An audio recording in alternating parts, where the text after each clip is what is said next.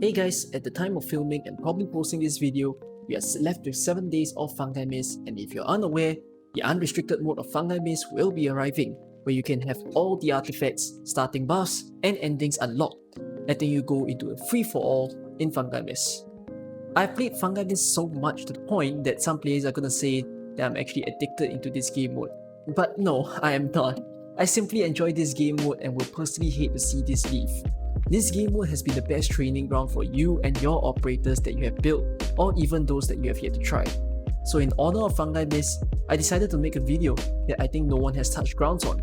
That is a level review of every single stage of Fungi Mist, from the easiest ones to the bonus ones, and of course the bosses. I rated each level on a difficulty rating, so you can comment down below as to how you feel about these levels that I speak of. If you watch this even after Fungi Mist is over, we can look back on this video as a memorial for such a beautiful game mode of integrated strategies. I hope CN will bring in a second season back soon, and let's start reviewing every level there is to love. Roadside Robber is a simple starter stage with no high defense enemies to worry of. The bulk of enemies coming in are slugs and snipers, sometimes topped up with 1 or 2 casters. You may want to keep watch of a deployment order, because raid snipers can hurt your low defense units quite a bit, especially ranged units, and even more especially in emergency mode. So long as your last deployed unit is a ground operator with good defense, you're pretty safe for this map, or if you have a medic. Normal is at 0 out of 5, and emergency at 0.5 out of 5. Sea of Fire is another easy stage to start you off with the one concerning unit being the mortar gunner. If you place a ground operator with a decent defense last, you are probably good to go, or just place an operator at him to kill him off early before he even walks the blue box. At times, the corners of the map may have a spider or 2 appearing in replacement for the slugs, so you may want to try to kill them off first unless you're expecting your units to tank 1 explosion, or maybe if you have a healer for this map. In emergency, beware of the mortar gunner leader, as he hurts even defenders and should be killed off as early as possible unless you have healing present on this map. 0 out of 5 for normal, and 0.5 out of 5 for emergency. Pack of Beasts is the last of the 3 in stage 1, and it is also another fairly simple one. Usually this stage bites you if you only have a total block count of 0 or 1. If that happens, you must hope that your ranged units can kill the big guys and the wolves fast enough before they go dashing into the blue box. If not, this stage is quite a giveaway. Another 0 and 0.5. Wandering Evil is not bad at all in non-emergency, because whether it's arts or physical that you're going with, all the enemies can eat up the attacks very well. Just watch for the veteran Junkman, as he's got a higher defense and more HP. Emergency for this, however, is a different story, and escalates in difficulty when everyone's HP and defense are increased. The attack increase goes bad if the veteran Junkman snaps onto any of your ground operators, as he hits quite hard, with maybe the exception on defenders. Because of that, it is a 0 out of 5 and then a jump to 1 out of 5. Infiltrate and outrange can look innocent at first. One caster to handle the left lane alone is enough, and then the range Mudrock Zealot don't hit too hard as well, so long as a ground operator is tanking their hits. There are a good amount of slugs, so a decent DPS or AoE is desirable. However, this stage is the first to bump up to 0.5 out of 5 in difficulty, because some players can frequently be unprepared for the reefs in this stage. The senior ones are slightly harder to kill as well, due to increased defense and health. In emergency, it flies to a 1 out of 5 because of how tanky the reefs become with their greatly increased defense and health. Make sure to plan what to do before coming in, and always think the worst case scenario, that all the reefs that you're gonna get are senior ones. Beast Tamer is another 0.5 out of 5 because of how it mixes in both the needs for arts or fast physical damage. A blocker tends to be needed as well to handle the smaller mobs and also the big enemies if you don't kill them early. This stage can take people aback at times if they're not prepared as to how to spread out the damage, but overall, it really isn't too bad. Emergency would be slightly harder, as the light armored soldier would then prefer arts, and the increase in HP makes the big boys harder to kill. If you're not getting a defender to tank the hits, it could be very painful for any other ground operators, so 1 out of 5 for emergency. Valley Ambush is almost the easiest of the 5 levels you can see in stage 3, because the enemies are all the same as the previous stages, so you should come prepared. While true that fast redeploys makes this easier, you definitely do not require fast redeploys to survive this stage, as you can heli drop all the units necessary to remove the mortar and every sniper, retreat them, and then replace them after 60 or 70 seconds again. This stage is quite a giveaway for stage 3, so 1 out of 5 and 1.5 out of 5 respectively. Sarkaz Raid is almost a giveaway stage, as W is low in defense and can be easy to kill. You would need 1 or 2 sources of arts damage to remove the heavy defender, and it would also be good to just have 1 healing source on hand. Note that apart from the heavy defender, no one else in this map needs arts due to high resistance for the Sarkaz enemies. 1 out of 5 and then 1.5 out of 5.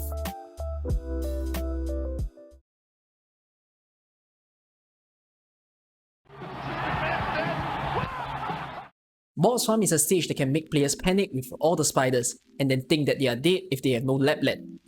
Instead, Boss Farm is more of a devise a strategy to kill all the spider stage, and then figure out how to focus fire on Big Bob, who much prefers arts damage.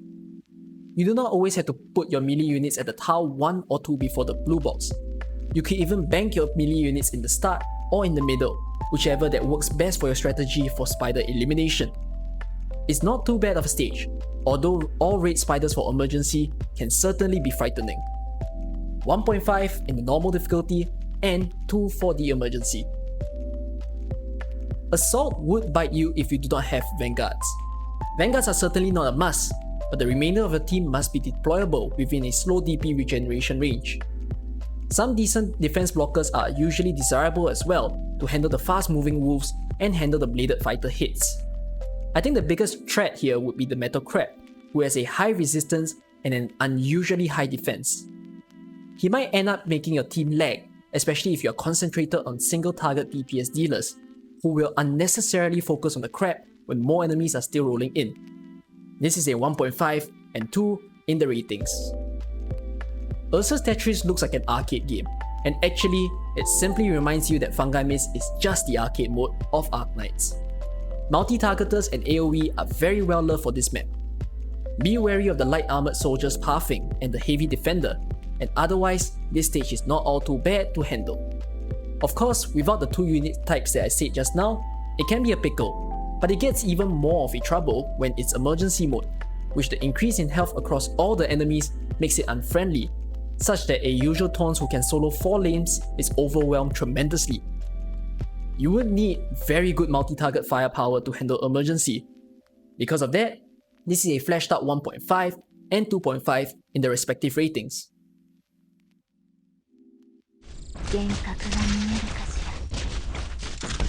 Flying Thief is probably the easiest of the boss stages that you can get.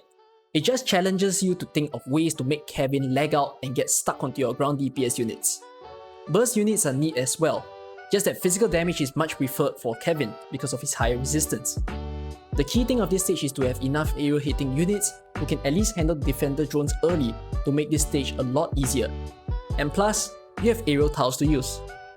The only trouble I find for this stage is the arch drones and the casters who will hurt your operators, so a healer may seem mandatory, or someone who can serve as a distractor. This is a 2.5. The Abandon might seem daunting at first, but it's really not all too bad since his weakness and all the other enemies' weakness is physical damage, so you can always focus fire snipers on all the enemies. You would need some defenders to hold out his attack while he still doesn't hit hard and ensure that there is enough time for all your physical DPS to kill him off. Just one caster would be enough for the Butcher who has a B defense and B resistance. This makes this boss stage a 3 out of 5.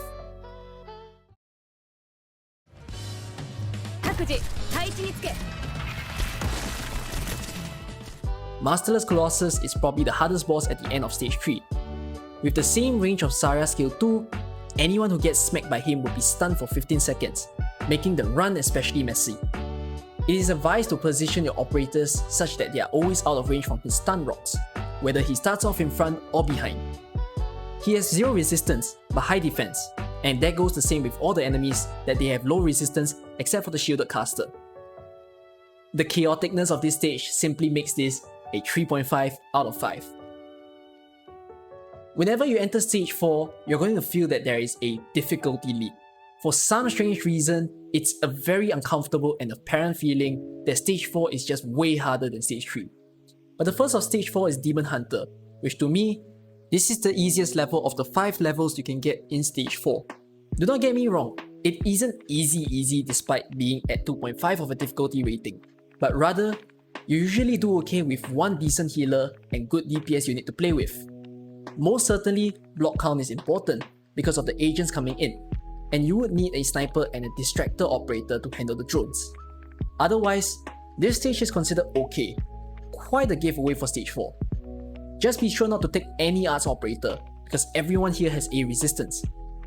However though, emergency is raised up to 3.5 because the Sarkaz crossbowman leader hits very hard on any unit with low to mid defense and must be eliminated fast. All the other enemies hit harder too, posing quite a challenge in emergency. Land of Rust and Smoke is not too bad of a map, but will test your lane control due to 2 units appearing top left and 1 more bottom right. The rest of the enemies are wolves, casters, and spiders. The yellow spiders can be tanked by your melee operators with decent health and defense, as long as there's a healing source on this map. Just make sure that your healing source doesn't get exploded at. All spiders only go to the right lane, if that's a tip for you. The casters can be painful, and towards the end, there will be those who can shoot at 2 operators, appearing alongside some red spiders who you may want to think how to kill fast before they reach your line of defense. Plan your deployment well in this stage, with a 3 and 3.5 in difficulty. Villain of the Barren Hills screams casters, and can be quite a run ender if you don't have casters or a high physical DPS because the possessed heavy defender regenerates 200 HP per second, and yet they have a high defense. The fanatics are quite annoying as well, and can easily wipe off your range units, seemingly banning the 2 top range tiles, leaving you with only 1 in the middle. Just keep your eyes peeled on Sarkaz caster who appears last and binds your operators. 3 and 3.5 difficulty for this stage.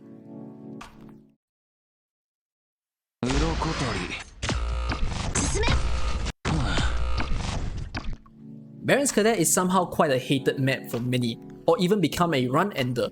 Although for me, I enjoy it greatly because of how there are no surprises in this stage. The raid lancers will always come in the same pattern. 1 raid lancer will appear on the right, and then another one on the right again, and then 3 back to back. 1 on the right, 1 on the left, and then 1 more on the right, which the stage normalizes after that. Your guards and defenders can take 1 hit from the green lancers without dying, but cannot handle a second one, so you would need a healing source for this map.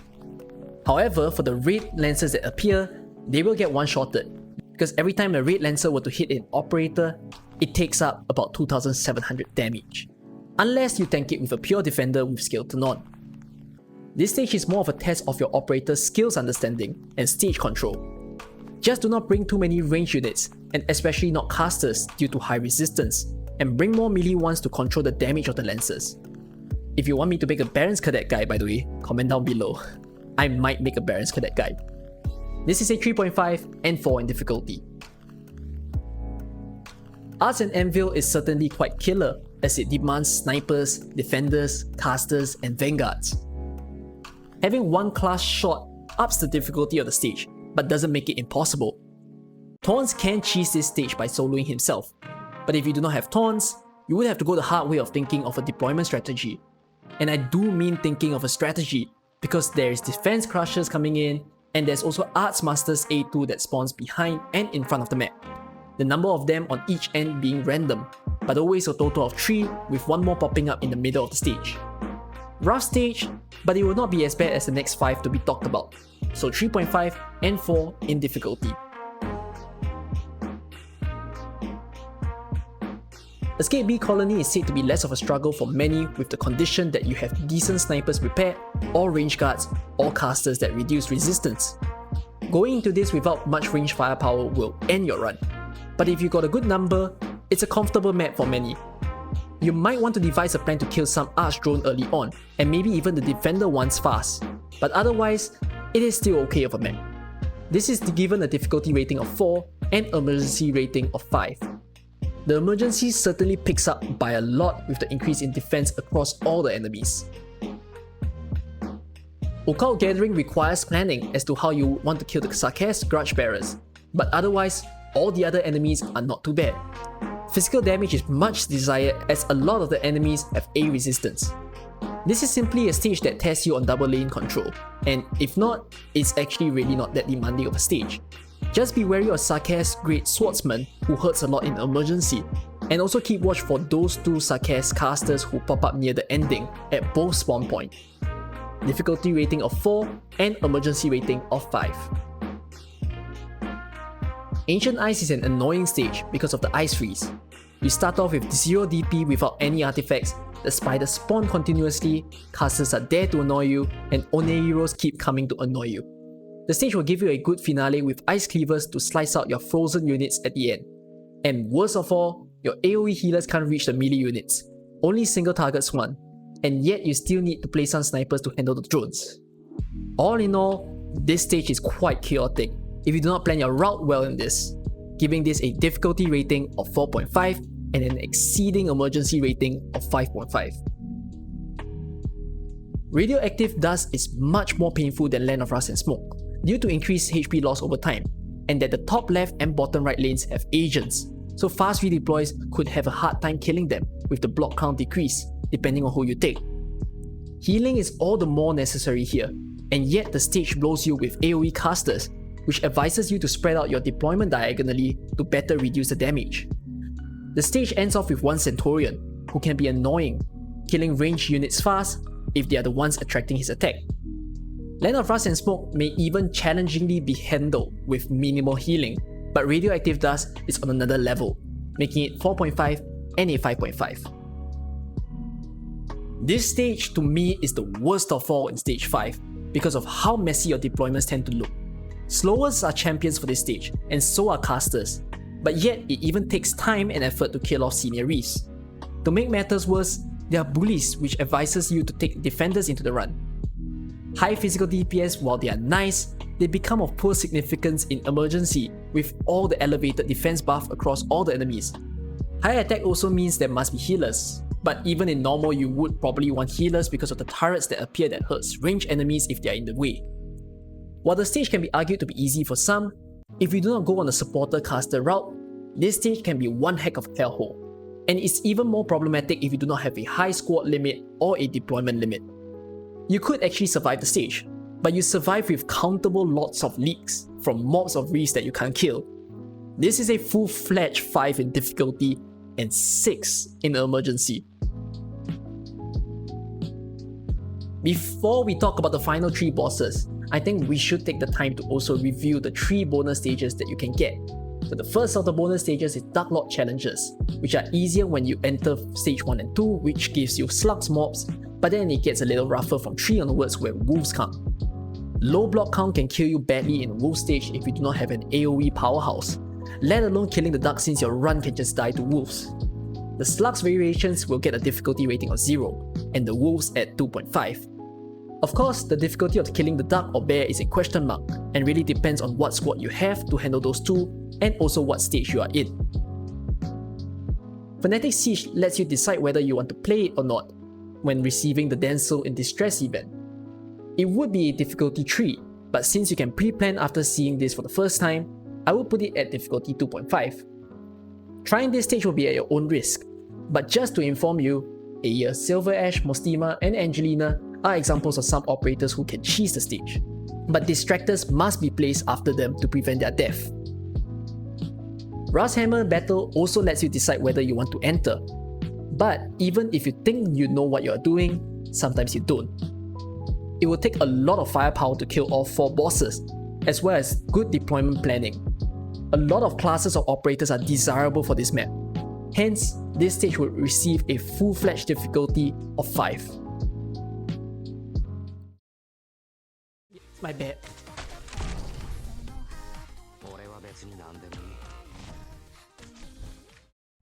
Wilderness Hunting Group feels like a blast from the past, giving you the feelings of Annihilation 3 count 350 and bringing you back the CC Blade experience of counting to 5 just for Faust's purple arrow. If not for the fact that we experienced Faust not too long ago, this would have been rated higher. But if you are currently finding this boss tough, that would mean you have yet to experience the real horrors after this ending. That is, if you chase the other endings. This still holds some difficulty, but at 5.5, I would say I might even be rating it too highly.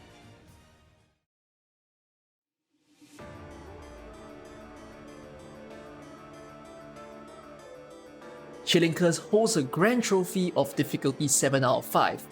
This stage is horrifying for many reasons. The Walmart Frost Nova, or better known as Frozen Monstrosity, lives up to its name, with 1500 defense and 80 resistance, although having a low health of 27,000. The last person deployed in her range gets targeted and frozen over time. Though her attack is 350, but like Ice Cleavers, damage is increased onto frozen enemies. That brings to the main problem of this stage, that your operators are going to freeze over very often, because they are casters and also ice mountains that covers a lot of tiles, making it feel like your operators are going to perma-freeze throughout the time of this stage. If you have crafted a plan to kill this monstrosity, then you'll be greeted by a second phase, where her health is increased to 40,500 HP, attack to 665, and a monstrous ice ring will spew out at regular intervals that causes AoE arts damage that easily freezes the entire squad. Oh yes, I must mention, anyone frozen and dead or retreated while frozen will have their redeployment times doubled, which is plain horrible. Usually a question that runs through players' head when playing this for the first time, whether they can leak Fake Nova, and the answer to that is you need 30 objective HP in order to do so. Basically, this stage is utter hell to even think of how to go about killing the boss. I mean, I've done it only once at this point, but hope to do it just a few more times before the event ends. Definitely a full-fledged 7 out of 5. Avoid Dangerous Roads is the finale of Fungi Mist, where you'll meet Tombstone, or the Walmart Skull Shatterer, who has a similar Mudrock shield tied to him. Similar to Chilling Curse, there are some stage effects that hurts a lot, like for instance, DP regeneration rate is halved, redeployment time is doubled yet again, and all friendly units' attack and defense are halved. Yet, this boss boasts a stat of 60,000 HP, 2000 attack, 330 defense, and 55 resistance. He fires an AoE grenade that hurts at 800 physical damage, but when he locks onto a melee unit, he will then deal his 2000 attack. While being terrified by him, the stage pushes you with waves after waves of increasingly harder smaller mobs to clear off. It is best that you find a way to kill him as early as possible, instead of having him to mess up your plans for all the waves that are to come. But surely, he is not as difficult as Frozen Monstrosity, but still holds a high difficulty of 6.5 out of 5. Hey there guys, this is a quick message from me to you guys. So apparently while I was filming and making this video, I'm very surprised to see that we actually hit 300 subscribers on YouTube. So yay, that's a celebratory moment for me. I really didn't expect so many people to be watching me, honestly speaking, because I'm currently just exploring YouTube as a bit of a venture. Actually, I stream more often on Twitch compared to YouTube, and I'm still trying YouTube out and learning how is it like to edit videos and really cater to content where people want to see on YouTube. To my surprise, the previous video that I made, which was the ASPD video, that video made the rounds so much that so many of you were actually really happy to see someone make such a video where we cover on a topic where not many people have talked about. And I think even this video itself, I definitely decided to go on something where I think not a lot of AK YouTubers speak about, which is what is it like to play the levels in Fungi Mist. So honestly, I did this video truly out of honor for Fungi Mist, for the fact that I really love the event. And I'm glad that you guys liked the previous video, because that one took like 4 days of raw footage and editing in order to make it truly happen. And this video of mine made a new record where this took 5 days to record the gameplay and actually make the video fulfill and become this fruit of what it is today. I hope you guys actually enjoy this video and look forward to more videos from me in the future. I am very eager to be able to make more AK content for you guys in the coming videos. Alright, I'll see you guys in my next videos. Really love you guys. Bye bye.